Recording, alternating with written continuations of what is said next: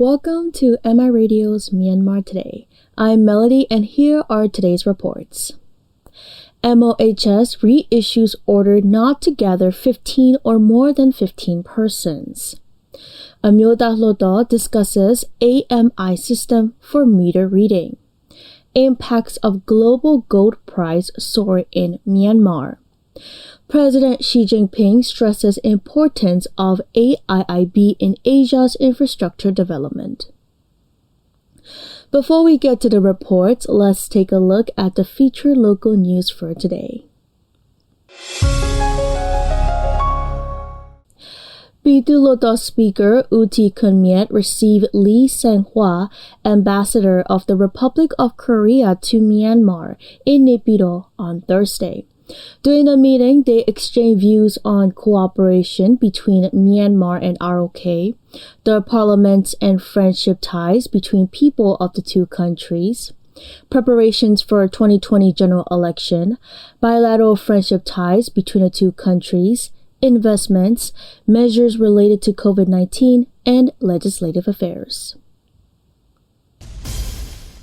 The Ministry of Information held a discussion on the ongoing trend of Myanmar media on Thursday.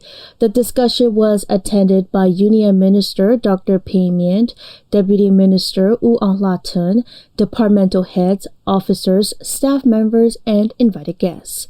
Union Minister Dr. Phay Myint delivered an opening remark saying that news media workers need to track and thoroughly understand the trend of media. Only then they could pace themselves in changing technologies for media development and could find ways to address possible impacts and changes. A special flight carrying 20,000 test kits for COVID-19 purchased under UNICEF program with funds of UNHCR and WFP arrived at Yangon International Airport on Thursday morning. Officials of UNHCR, WFP, and UNICEF handed over 323,888 worth of 20,000 test kits to Professor Dr. Zol Than Tun, Director General of Department of Medical Research under the Ministry of Health and Sports. This latest contribution to the government of Myanmar builds on collective UN efforts to support the national testing strategy, with 75,000 test kits handed over by the World Health Organization, UNICEF, and UNOPS through its Access to Health Fund to the Ministry of Health and Sports and its relevant laboratory facilities to date.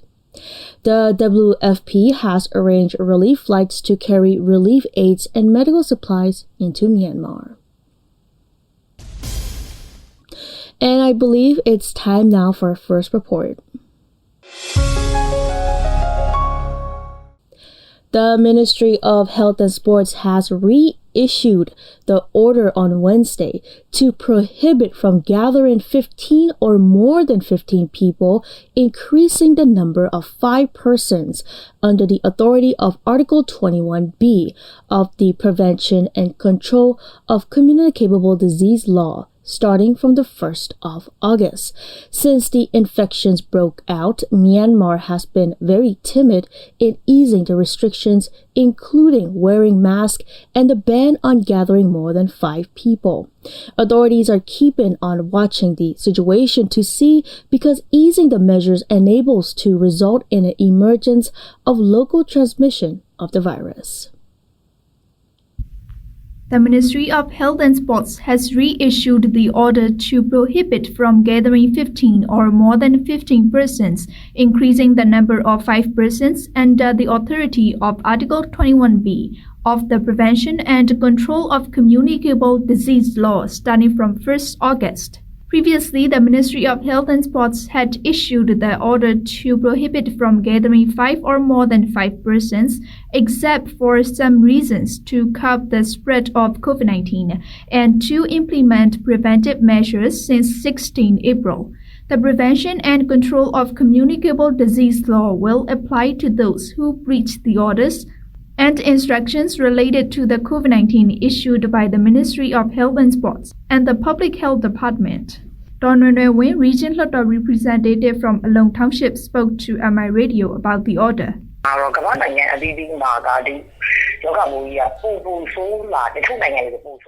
As the Ministry of Health and Sports reissued the orders of gathering more than 15%, it's a kind of relaxing the restrictions. But now, people need to follow the guidelines. According to the Union Minister of the Ministry of Health and Sports, 60% of the infection cases are asymptomatic. As we have seen, people find a lot of difficulties when there's a lot of restriction at first. But now, they are accustomed to the new normal lifestyles. Even though the infection cases seem fewer, we can know whether the second wave can outbreak. Following the rules will be the best solution for all of us. Dr. Myanmar also said that the public still need to follow the guidelines for COVID-19 so that a potential second wave of COVID-19 virus could be avoided by holding the video conferencing with the state councillor. It is the time to relax, but people need to be alert to the possibility of potential wave of infection. Authorities are keeping on watching the situation to see because easing the measures enables to result in an emergence of local transmission of the virus. Mata Moncho from Myanmar Township spoke to MI Radio. She said, All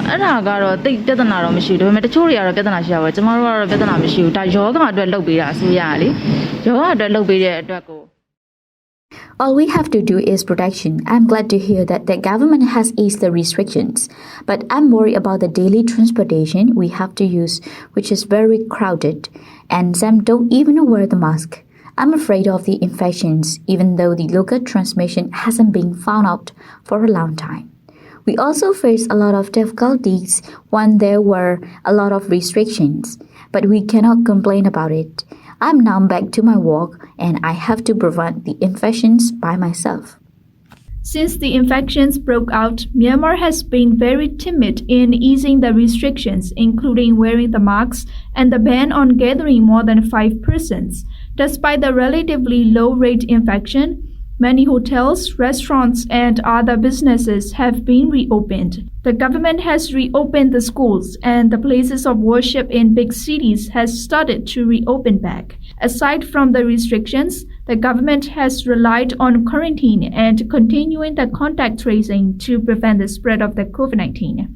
With the limited testing capability, the Ministry of Health and Sports tested over 110,000 people. Nearly 2,000 laboratory tests are carried out daily across the country. New laboratory in Taungji is going to open in August soon. That's the report on MOHS reissues order not to gather 15 or more than 15 persons.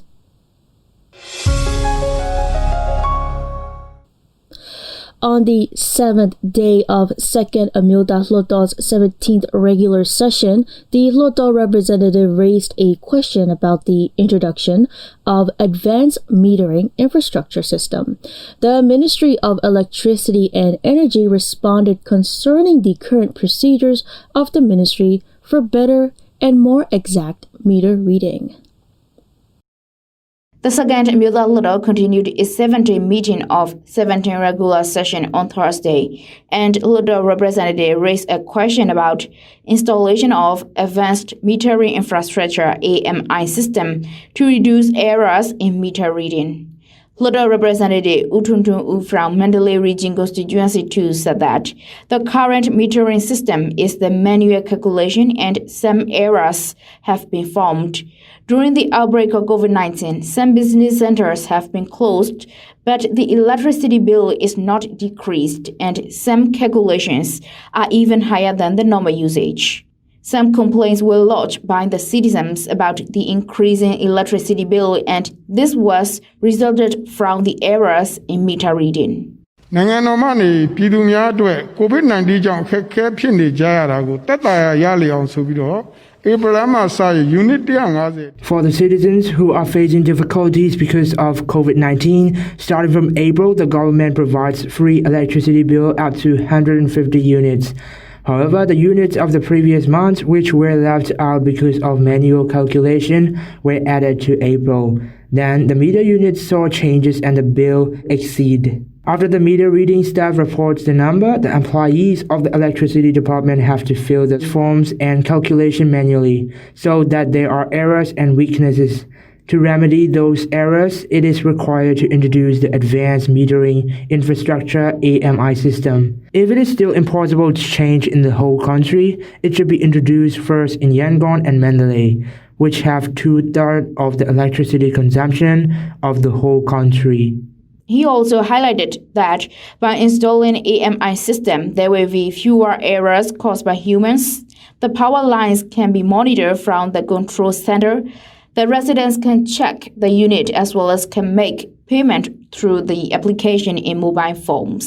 ရစစ်မီတာတွေကိုကွန်ပျူတာစနစ်ဖြင့်အဝေးထိန်းချုပ်စခန်းမှချိန်နဲ့တပြေးညီစောင့်ကြည့်မှတ်တမ်းတင်ပြီးအလိုလျောက်ရေးဆွဲတွက်ချက် In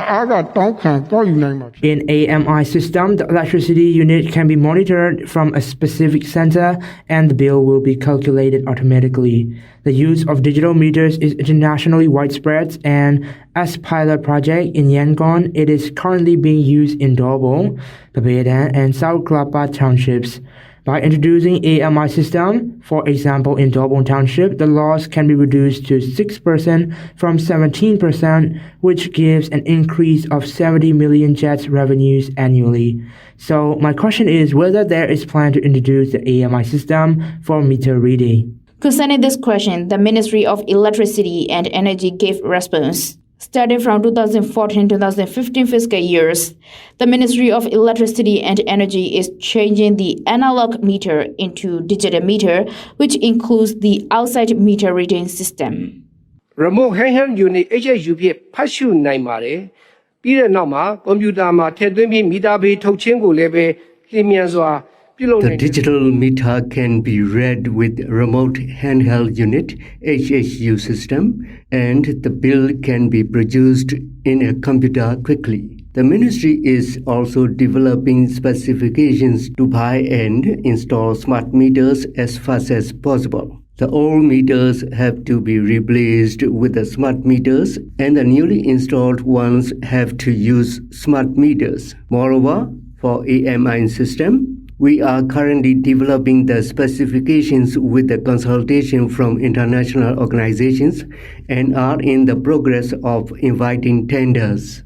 According to the Ministry of Electricity and Energy, before the analog meters can be completely replaced with smart meters as well as before the complete equipment for HSU system is available, it is to continue manual meter reading during the transition period. News reported by Thora Susan from Myanmar International Radio. That's the report on Amyotha Hluttaw discusses AMI system for meter reading.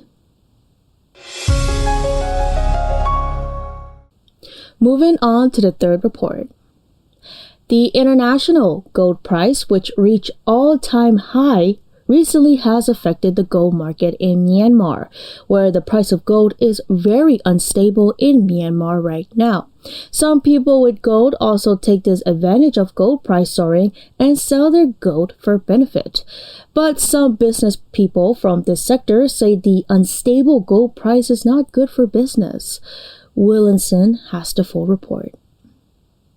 The international gold price hit all-time high this week, while the gold spiked to $40.6 on a record $1,944 per ounce. This unstable global gold price also affected the local gold price in Myanmar, that many of the business persons from these sectors wish to see the stable gold price, saying that this unstable gold price is not good for business. Therefore, the business person from these sectors are worried about the rapid change of gold price in both domestic market and global market. Uza Aung is the owner of Daising Gold Shop and speaking to MI Radio about the condition of domestic gold market, and he said, After the outbreak of the COVID-19, the people have started to resell their gold due to the financial difficulty. But now it has calmed down and the condition is getting back to normal slowly when we compare between the buyer and the sellers. But now we don't have the customer who buy gold for saving, as we are all affected by the outbreak of COVID-19 financially. We only have some sellers who want to give it their gold as the gold price keeps on soaring. As the gold price is nearly as high as 1.3 million jacks per tickel, we can only sell small bangles for now. We don't have much of big buyer these days. Although some people are reselling their gold due to the price spike of gold, investors are looking forward to buy gold as it is considered to be a safe haven when the stocks are falling and the inflation is high. But now neither the stocks are falling nor is the inflation high. The change of gold price is not linked with the products of gold. It is related only to international gold price and how the gold market is running domestically. Owen Mien is the secretary of Yangon Region Gold Entrepreneurs Association and also spoke to MI Radio, and he said, Although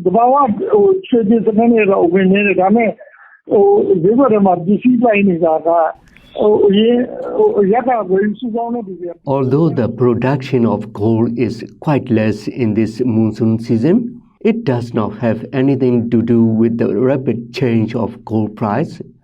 It is all related to the international gold price, and as the price soars, the domestic gold holders are reselling their gold, taking the advantage of the gold price spike. Although the gold price is not stable domestically and there is around 1 lakh price difference between the international gold price and domestic gold price. But I believe it is not going up further and it will not go down too low soon as well. Ko Tu-shee is one of business person who has been running gold design business for years, and he also spoke to MI Radio about the condition of gold business these days, and he said, We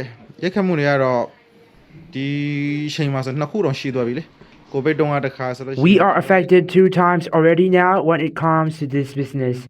One was by the outbreak of COVID-19, and now we have seen unstable gold price.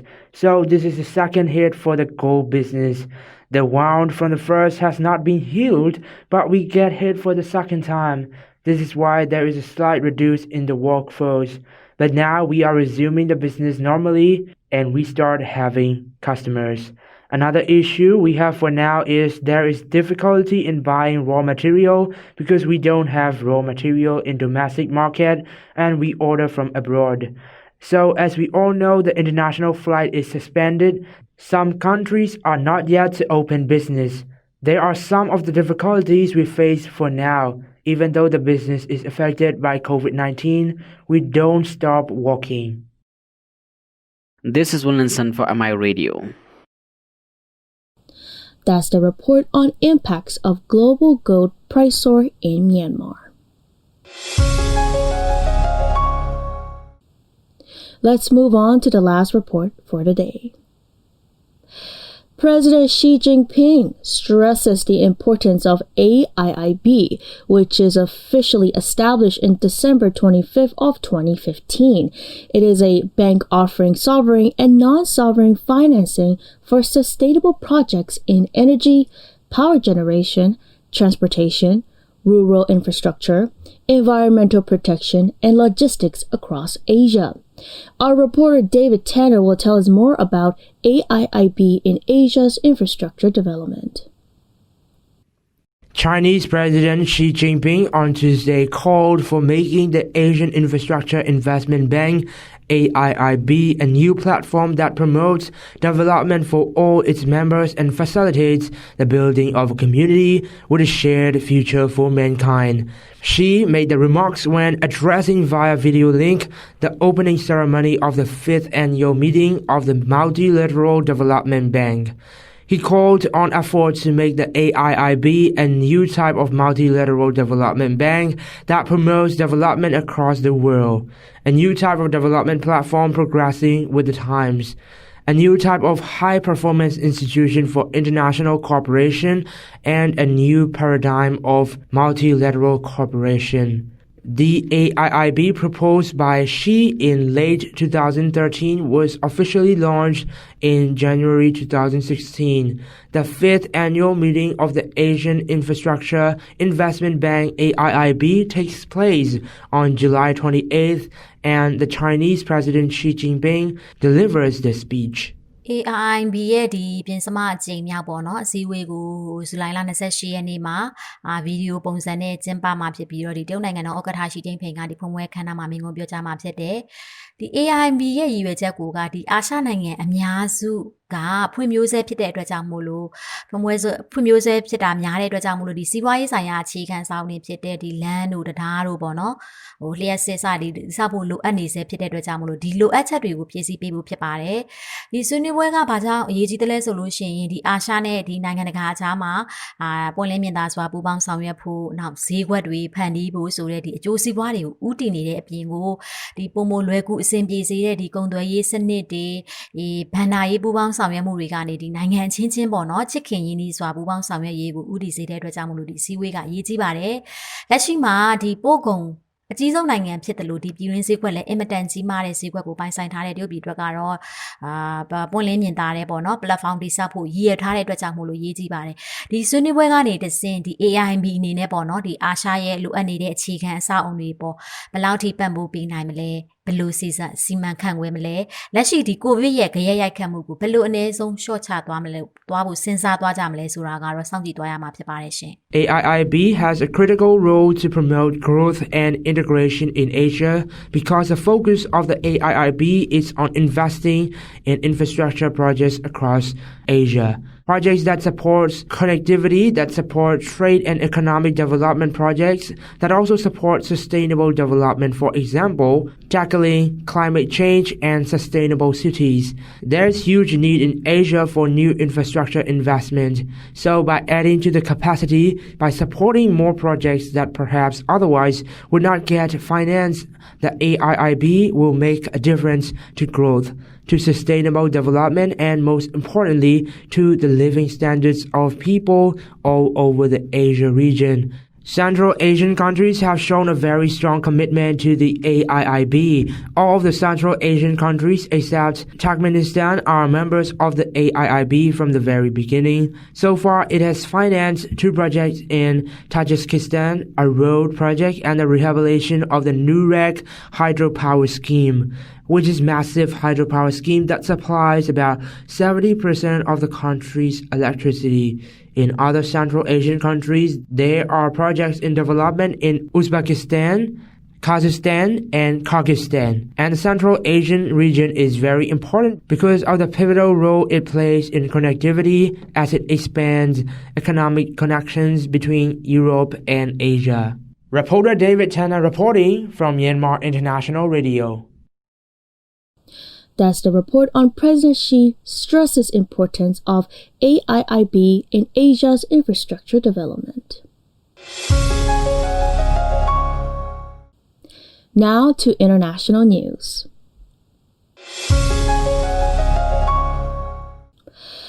U.S. President Donald Trump tweeted on Thursday morning that the 2020 presidential election would be the most inaccurate and fraudulent election in history and suggested delaying the November 3rd election until people can properly, securely, and safely vote. Under the U.S. Constitution, only Congress can determine the time and manner of the election. The president has no authority to postpone the election. The Constitution also states that an outgoing president will leave office on January 20th, following the election year, even if an election does not take place. In a break with some of Trump's previous tweets, many high-ranking Republicans disagreed with the president's tweet. At a later White House press briefing on Thursday, Trump defended his tweet. A few months ago, Democratic presidential challenger and former U.S. Vice President Joe Biden had claimed that President Trump would attempt to delay the election. According to an independent market research report released on Thursday, Huawei became the world's top smartphone seller last quarter, overtaking Samsung for the first time ever. According to the Canalys report, the Chinese tech company shipped 55.8 million phones in the 3 months ended in June, surpassing longtime rival Samsung, which shipped 53.7 million. The market research firm said Huawei's victory over Samsung came as it was able to take advantage of the economic recovery in China, where Huawei now sells over 70% of its smartphones. Samsung has a very small presence in China. According to a study conducted by local authorities and medical institutions, more than half of the people living in crowded slums of India's financial capital, Mumbai, may have contracted coronavirus. The study has raised fresh doubts over India's official case numbers. Mumbai, with a population of more than 12 million, so far has confirmed more than 110,000 cases with at least 6,180 deaths. India has become the third worst hit country after US and Brazil, with nearly 1.5 million coronavirus cases. The study collected blood samples from 6,900 randomly selected people and found out that 57% of the slum residents tested positive for coronavirus antibodies, and 16% of the non-slum residents had virus antibodies. Despite the high rate of infection, the study noted that a large proportion of the cases are likely asymptomatic, and the death rate among the infected was as low as 0.05%, which is pretty low than in the US and some of European countries. Due to the low number of deaths and high recovery rate, the Indian government has highlighted its successes and is expected to further reopen its economy, getting more people back to normality. That's all with the news and reports on Myanmar Today. Hope everyone is staying safe.